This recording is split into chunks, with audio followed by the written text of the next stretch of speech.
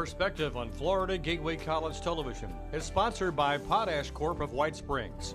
Potash Corp, helping nature provide.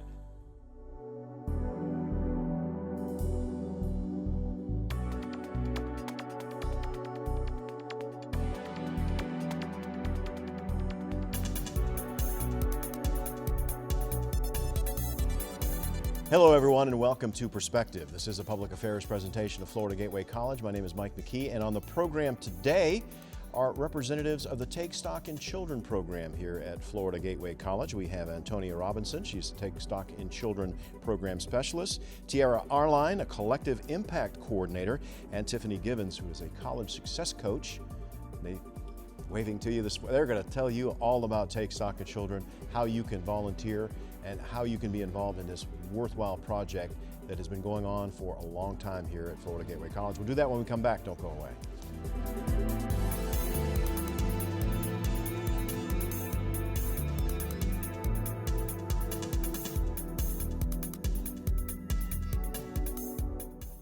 Your day starts before your feet touch the floor. You listen and encourage, plan and schedule, and work hard for the ones you love. You inspire creativity, help with homework, and somehow still find time to do your own. You are an example every day, investing in her future and yours. Florida Gateway College. Start here, go anywhere.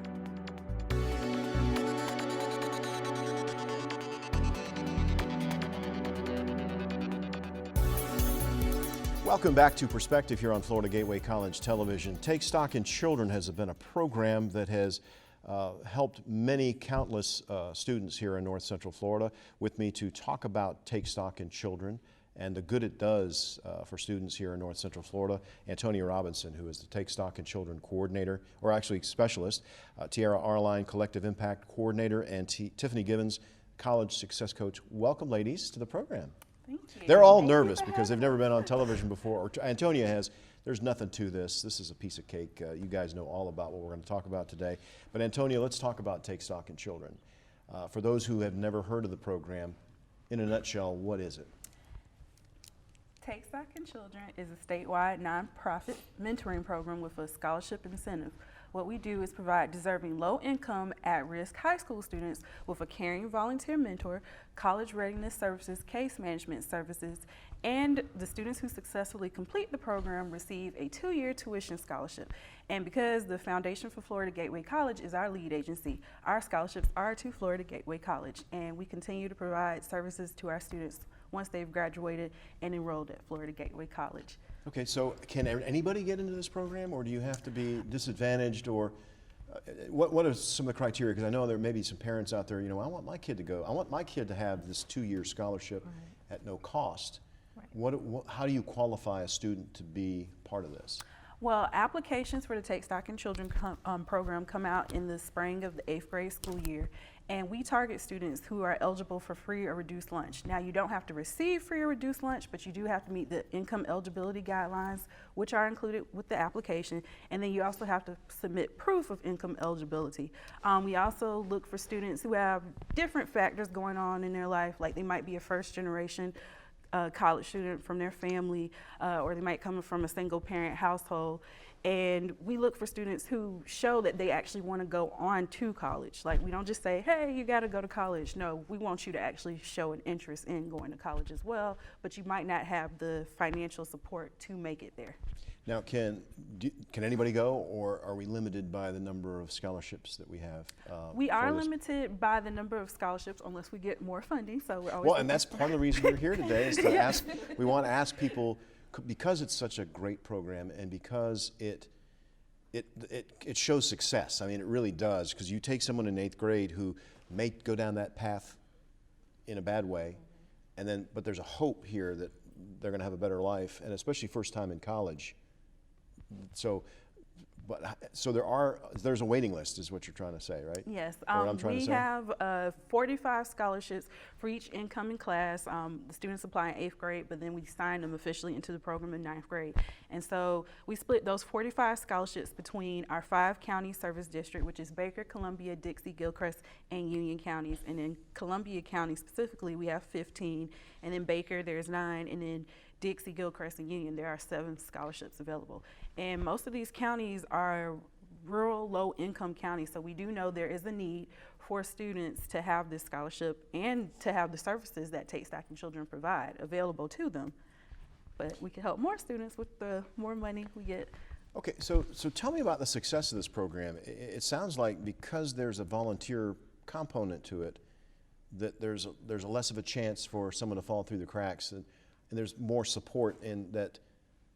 Talk about the volunteers who actually help coach these students through their. Okay. Well, with Take Stock in Children, like I said, we're a mentoring program. And so the mentors are people within the community. They're teachers, they're public officials who meet with the student, their own individual mentee, one-on-one on a weekly basis. And they're there to listen to them, to encourage, and to support them. Our program provides college success coaching to our students. And so we're their coaches, but the mentor is like that cheerleader who's pushing them on and saying, you can do it, you can graduate from high school, you can go on to college, you can graduate from college with your AA degree, go on to get your bachelor's degree. Like that mentor is just that person to push them and help motivate them towards success. Well, but they also become friends. And yes. so if there is, and a lot of students have hardships, whether it's transportation issues or it's parental issues that now this person, the student, can actually kind of lean on. Yes. And have that ear where be sympathetic to their situation and help them through that. Yes, the mentors are definitely there to provide that listening ear. Often when you're a teenager, you've got all this teenage drama going on in your life, and your parents don't really want to hear it because they're busy working or busy trying to support the family. And then your friends are just as clueless as you are because they're also teenagers. So that mentor is kind of like that older friend who has this knowledge set that they can share with you while they're also encouraging you. They're not there to parent the students, but they're there to listen to them and just be their friend, be their buddy.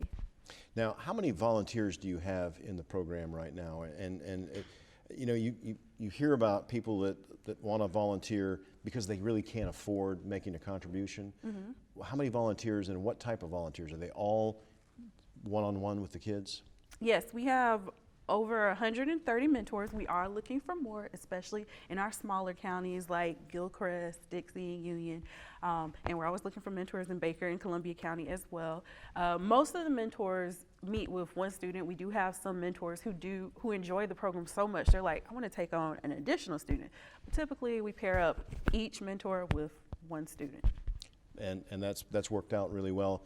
Now, have you struggled in the smaller communities because with less people? Yes.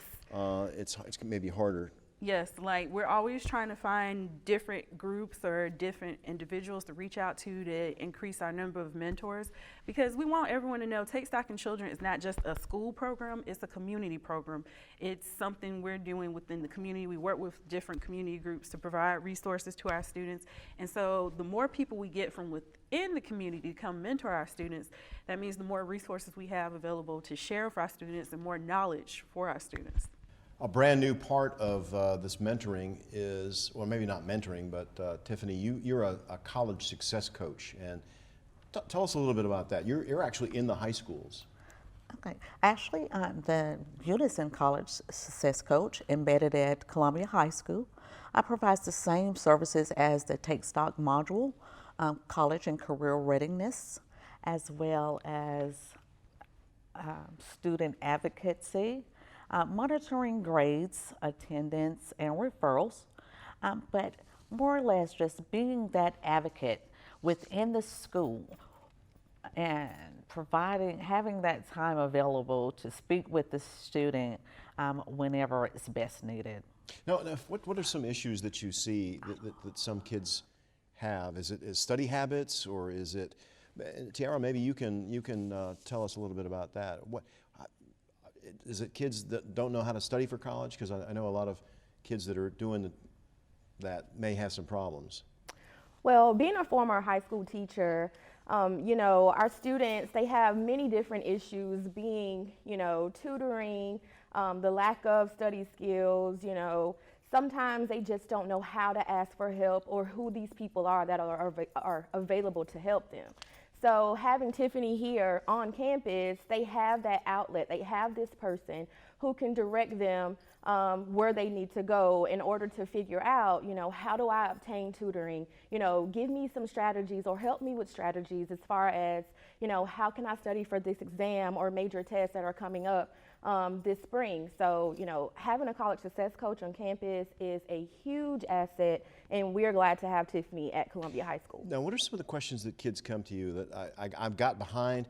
I know a lot of kids don't want to say, look, I messed up and I'm behind in this class, and they're asking for my homework, and I just don't know how to catch up. Is that some of the questions that they ask? Actually, there are some of the questions that are asked by the students, and surprisingly, they're also inquisitive as if they're on track to graduate, or perhaps are they meeting Bright Futures requirement. But for the most part, there are issues that occur within the classroom, and sometimes they just do not know how to approach a teacher or do not know that there's tutoring available there on campus, whether it's during their lunchtime or after school or doing lab time. So that has been a very beneficial part for the student. Do you ever have to talk to kids about not being embarrassed about asking for help? I mean, Tiara, you're shaking your head. I know a lot of kids are too proud to say, you know, I messed up a little bit. I need help. And Right. How do you handle that? How do you talk to the We kids just about try to let the students know that it's okay to reach out. It's okay to ask for help. You know, everyone needs to realize that in order to achieve your goals, in order to be successful in the classroom, you're going to need help. And, you know, having Tiffany and myself there, along with the teachers and staff at Columbia High School, you know, we have that village mentality. It takes us all in order to help our students develop and be who they need to be and have that college and career mindset. I know with all the changes in the testing, that's got to be kind of a challenge too, because you're trying to figure out what's coming down the pipe, how are we going to handle it, and things like that. Right. Now, you mentioned unison. Antonia, do you want to kind of mention how that all came about? And you're smiling like you're excited about it. Yes, I am actually really excited about it. Unison is a new project through Take Stock in Children's state office. Take Stock in Children applied for an Investing in Innovation grant through the federal government. And this is a four-year project to embed, or to, I guess, basically bring the Take Stock in Children model to a whole school. And so Columbia High School is one of the 3 schools that were selected to be a part of this grant. The other 2 schools are actually in Duval County. So yay. Now, how important is that out of all of our area, we're part of that in Columbia County, a small community like this at the high school? Yes, and not to mention that we are the smallest, but because of the knowledge and experience that Ms. Arline gives, our school was the one that was most worried, and we're doing the greatest in the program. So tell us about that. Why do you think that is? Maybe And because you're going to have to pat yourself on the back at some point. But I mean, it sounds like the success is due to your expertise. I was a previous middle school and high school teacher, and the relationship building aspect, a part of the program, is really, really key. One program that we have within the grant, it's called BAR, Building Assets While Reducing Risks. This program builds on relationship encounters, peer-to-peer, peer-to-teacher, and teacher-to-staff. We are working to develop this whole culture change at Columbia High School. We want to embed compassion, more kindness, and have our students realize that, you know, it's okay to be kind, it's okay to speak out, it's okay to say thank you. And being friendly and just reaching out to other students who are seeking help, students who may have the same issues or hardships or troubles that, you know, others are facing. You know, we're all here together to help and to support one another. And I just try my best daily to keep an open door. I always have an open door policy. You know, students can come in, they can pour their hearts out, and we do what's necessary to make sure that nothing interferes with their education on our campus. So this program and everything that the grant offers is extremely beneficial, and our students, they've just latched onto it, and so have our teachers. Now, this is for every student, right? It's not just for Take Stock in Children students. Actually, at the moment, we are targeting our 9th grade population. We have about 75 bar students that are within our program, and we have 4 teachers that help instruct and facilitate the bar program that we have on campus.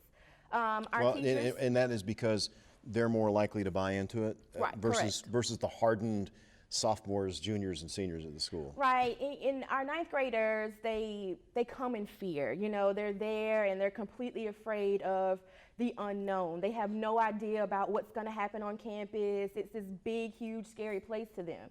So when they arrive and they have this team of teachers, along with Tiffany and myself, who are there to really hold their hands and walk them through this 9th grade year. Their parents have enjoyed it. The students have enjoyed it because it's not as intimidating. The students are able to come up to teachers and feel more welcome and have this community type of presence, family type of atmosphere in the classrooms. We have common planning with these 4 teachers, and we also discuss student data as far as grades, attendance, referrals. So, you know, the teachers and students know that we're having these common conversations, and, you know, the students are just appreciative every single day, and they know that we care, and they know that we're there. And I got a, and you can tell me if I'm wrong, but does it seem like because you're present that more parents now are buying into their students' education? Because I look at teachers, all right, this is what you're going to do, this is your homework, this is when it's due, period. Right. No interaction after that. Right. Parents maybe tend not to be involved because that's what they're supposed to do, but you kind of take it to another level, right? Absolutely. A part of this bar program, we kind of cut out curriculum on Fridays. Fridays, we have this piece of our curriculum, it's called I-Time. And at this time, our teachers sit with our students in a small, comfortable, friendly, open environment, and they just put away everything, and we have these open conversations about current events. It could be situations about grief, family issues, real life situations that these students normally would not have an open forum to discuss with anyone else. You wouldn't believe how comfortable they are with just expressing themselves and getting out feelings and emotions that they normally wouldn't in any other platform.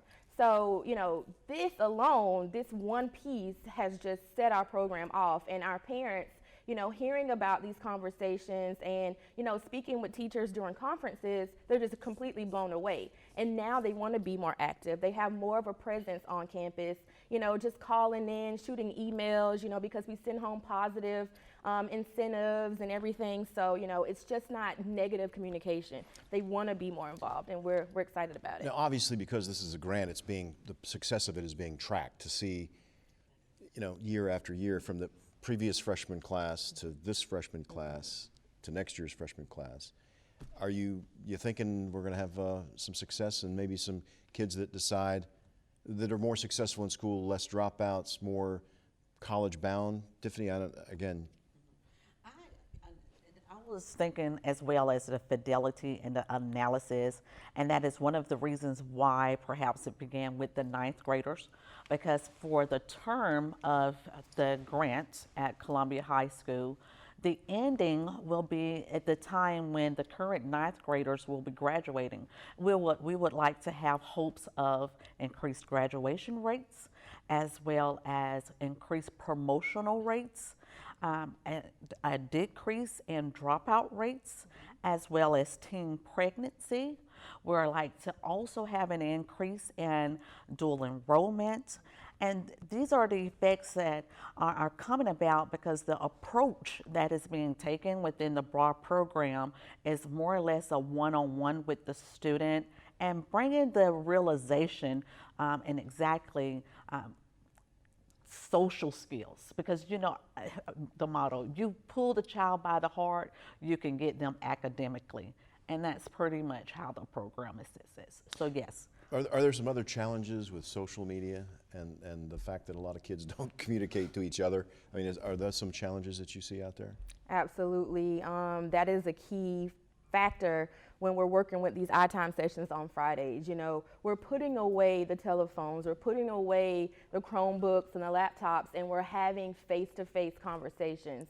You know, that doesn't happen anymore, even at home during dinner time. You know, you'll have, you know, mom or dad or daughter, you know, son texting, and, you know, we aren't having this face-to-face interaction. So we get together in small settings and we actually talk. You know, what happened to face-to-face talking? And our students are kind of blown away, like, wow, you know. Something new. Right, this is something new. Like, I'm talking to a person that can talk back to me. And you know, Antonia, you can answer me, but seeing someone's facial response to you versus a text, so much can be interpreted by the word on the page versus having someone smile at you when you make a comment, and that's important as well. Yeah. Now, you mentioned the two Duval schools. Do you know which schools those are? Yes, those schools are Ed White and Andrew Jackson. And so yes. Are we going to compare ourselves to them at the end of this first year, or how is that going to happen? Absolutely, and of course, Columbia High School will be at the top. Currently, we have pulled data. We pull data every progress reports and at the end of every 9 weeks. And so far, our data has been phenomenal. In comparison to the rest of the 9th grade class, our students, oh my gosh, they're progressing amazingly well. And you're just doing 90 kids? 75. 75, yes. 75. Yes. Now, is there potential with the data and comparing it that this could go and be something that happens in every high school in the country? It has its potential. We're thinking that this will be embedded in a couple of more high schools in Florida. Next year, it will be 9th grade wide. We will give these services to every 9th grader at Columbia High School. So we are extremely excited about seeing how that turns out. Antonia, you got to be proud to see where something that Take Stock has kind of fostered is now something that could be really good for every student at the high school level. I know that you need volunteers. Yes. Let's talk about how someone can volunteer. You have to go through some sort of training. You obviously have to go through a background check, but talk about if I was a retired postal worker and I wanted to give my time to help some young person be successful, what would I do? Well, it's very simple. First, you fill out our application, and then you also have to fill out an application for your specific county through the school board, like a volunteer form for the Columbia County School Board. After you complete the applications and submit that information back to us, we process them, and then we do our background checks and screenings. And then we set up a training time with you, and we tell you all the ins and outs, the do's, the don'ts, the whens, the wheres of Take Stock in Children and mentoring, and we give you a little treat and a little prize, so it's really fun. And also after that, we set up your first session with your mentee where you guys meet one-on-one, and usually one of us is around when that mentor is meeting with their student for the first time. And then we make sure you set up your second meeting, and then we check in on you and provide training throughout your process. Because the goal is to have each mentor and mentee pair to meet throughout the student's high school career, like from 9th grade onward through 12th grade. Although we do know things change and that might not be possible, but that's the goal. We want to create this bond that's like, oh, I have to see the student walk across the stage. I got to see them be successful in college. So. Well, and I'm sure that it will continue on. You don't just stop a relationship after someone has graduated from high school, and I'm sure the long-term relationships are lifetime relationships. You also are always looking for people to make contributions to fund the scholarships that are here at Florida Gateway College. If you'd like to make a contribution, if you'd like more information on anything that we talked about on today's program, the Take Stock in Children program, you can call Antonia at 754-4392, or the email address is at the bottom of the screen. It's a program that's been going on for a long time. 20 years. 20 years. And every contribution is matched by the state. Yep, and your contributions are matched by the state of Florida. And again, great program, and you see where this program is expanded into the school system to create more success stories. Thank you, ladies, for being on the program. It didn't hurt that much, did it? No, thank you. Maybe for a little having bit, us. maybe a little bit. But thank you for watching Perspective here on Florida Gateway College Television. Until next time, I'm Mike McKee. We'll see you.